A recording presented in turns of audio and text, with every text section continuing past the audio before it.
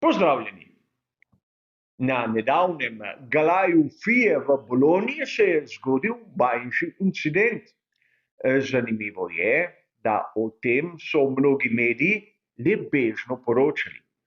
Poglejmo, kaj se je zgodilo med Kristjanom Hornerjem in predsednikom FIE Bin Sulajemom.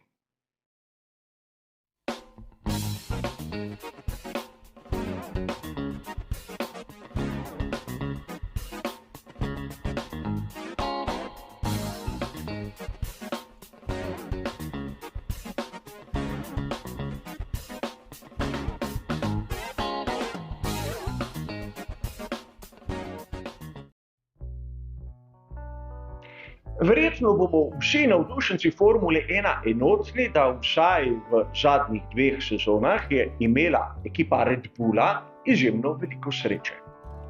V vseh spornih situacijah, pri vseh sivinah pravilnika smo mnogokrat videli, da so iz dane situacije izvlekli maksimum. Ne govorim samo o finalu sezone 2021. Tudi istega leta na dogodku vezanem k veliki nagradi Belgije bi lahko spregovorili o kazni za prekoračitev proračuna in ne nazadnje tudi na veliki nagradi Japonske 2022 smo videli, da kljub vsemu so v tisti situaciji dobili več, kot bi lahko pričakovali. A menim, da dogodek, ki se je zgodil na gala podelitvi nagrad za sezono 2022, so nekateri, in tu merim na Kristjana Hornerja, izgubili lepo priložnost, da bi bili lepo tiho. A najprej si bomo ogledali, kaj se je pravzaprav zgodilo. Namreč gala FIE je tisto zadnje dejanje, zaključek sezone, kjer se vsem prvakom kategorij, ki tekmujejo pod okriljem FIE, uradno podeli nagrade. In na tem svečanem dogodku je prišel na vrsto tudi Red Bull kot svetovni prvak konstruktorjev Formule 1. In pravzaprav z izzivanjem je vsaj uradno začel sam Bin Sulajem. Ko je prišel s pokalom na oder, je Kristjanu Hornerju dejal, naj ne skrbi, kajti ta pokal je na račun FIE, ni mu ga treba vključiti v proračun, zato ni strahu, da bodo v sezoni 2022 šli čez tisto omejitev samega proračuna. A Kristjan Horner je znan po tem, da je pravi provokator, tudi ko ga ne izzovejo. A tokrat, kot je bilo mogoče pričakovati, ni ostal dolžan prav nič. Najprej se je spomnil pokojnega Didija Matešiča in seveda takoj zatem zbodel Bin Sulajema s tistim, kar se je zgodilo na veliki nagradi Japonske. Ko pravzaprav niti FIE ni bilo jasno, ali bodo podelili polovične ali celotne točke. Naj vas spomnim, s tem, ko so podelili celotne točke, je Max Verstappen postal matematično svetovni prvak.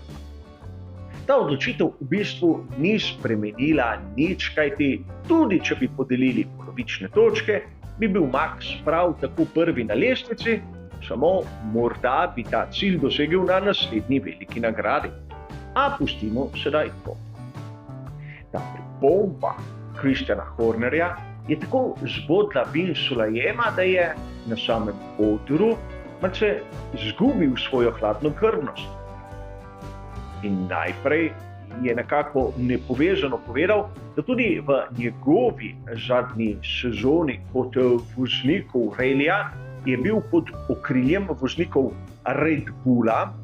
In konec koncev, kar se tiče pravil, so ekipe Formule 1 tiste, ki jih določajo.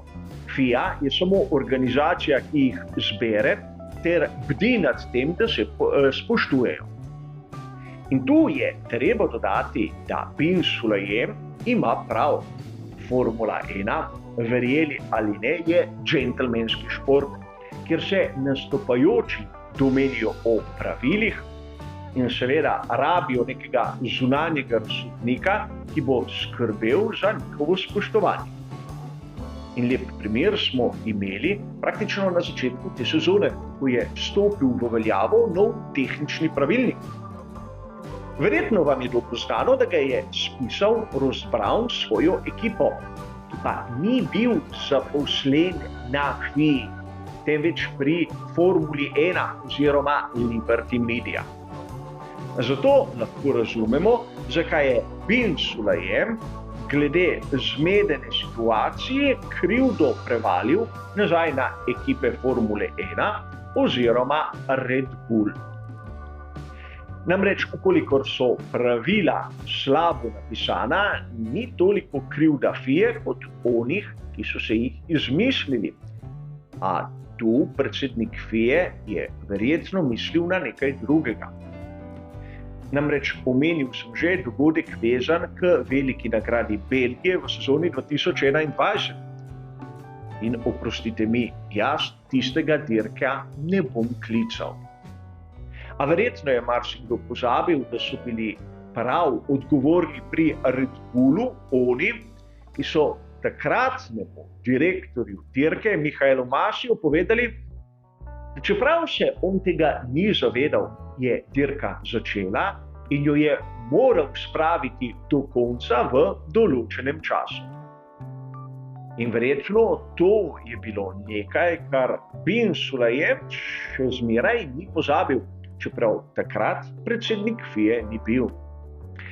No, ta verbalni dvoboj na odru je trajal kar nekaj in moram priznati izjemno težkih trenutkov, dokler v situacijo ni posegel tretji prisoten, Stefano Domenicali, ki je oba gospoda prosil k temu, naj se vrneta k zadevi, k podelitvi nagrade za najboljšega konstruktorja med ekipami Formule 1. In zaenkrat se je zadeva končala tu. In mnogi izmed vas boste dejali, pa kaj? Dobro nam je znano, kaj počne Red Bull. In verjetno tu je tudi mnogim dobro znano, kako dolg jezik ima Christian Horner, skoraj tako kot Helmut Marko, če mi je dovoljeno pripomniti. A bistvo je nekje drugje. Namreč Bin Sulayem verjetno ni zaman zbodel samega Hornerja na odru. Treba je poudariti, da kar se tiče prekoračitve proračuna, so pri Red Bullu priznali krivdo in se pogodili za kazen. Torej vidimo lahko, da so iskali nek odpustek pri svoji napaki. In Bin Sulayem je v svojem govoru poudaril, da Max Verstappen in Red Bull sta oba zasluženo postala svetovna prvaka v Formuli 1. A po drugi strani je verjetno pričakoval malce manj agresiven odgovor. In tu bi veljalo pripomniti, da Christian Horner v dani priložnosti je izgubil nekako možnost pokazati, kak športnik je. Namreč na tisto skorajda minimalno spadljivko mu ni bilo potrebno odgovoriti. Dovolj bi bilo, da bi zadevo preslišal, kajti z to polemiko praktično na najbolj svečanem večeru celotnega koledarja v motošportu je samo pokazal, kako slab zmagovalec je. Po mojem videnju pomeni biti športnik to, da si skromen ob zmagah in radodaren ob porazih. A po drugi strani lahko vidimo nekaj, kar je še bolj zanimivo. Namreč v mnogih medijih ta verbalni dvoboj ni zasedel prvih novic. Če pogledamo tisto, kar je pisalo v mnogih člankih, naprimer na spletnem portalu motosport.com, je zadeva omenjena, ampak v tistih splošnih člankih bolj proti koncu in brez komentarjev izjemno skopo opisano, tako da marsikdo pravzaprav ni vedel, zakaj gre. Drugi novinarji, ki delujejo v Formuli 1, so naprimer na Twitterju tudi dali bližnjico do posnetka samega dogodka. In naprimer Albert Fabrega je dejal, da kaj takega si v Formuli 1 ne bi smeli privoščiti. In z njim se strinjam. Kaj takega pred svetovno publiko pravzaprav ne gre kazati, kajti Formula 1 se še zmeraj ima kot najvišjo kategorijo motošporta. A zadeva ima lahko še globlji pomen. Verjamem, da Bin Sulajem iz dane situacije je izšel rahlo osramočen. A to pomeni, da v nadaljevanju ima lahko Christian Horner in Red Bull sovražnika več. In imeti sovražnika v vlogi predsednika FIE je vse prej kot modro dejanje. Tudi o tem bodo morali začeti razmišljati pri Red Bullu, še posebej sedaj, ko Matešica ni več med nami.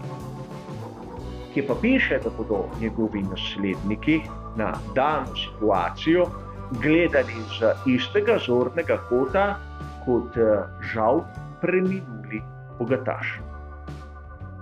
A videli bomo skupaj, kako se bo odvila ta drama. Za danes je pa seveda to vse. Hvala za vašo pozornost in nasvidenje.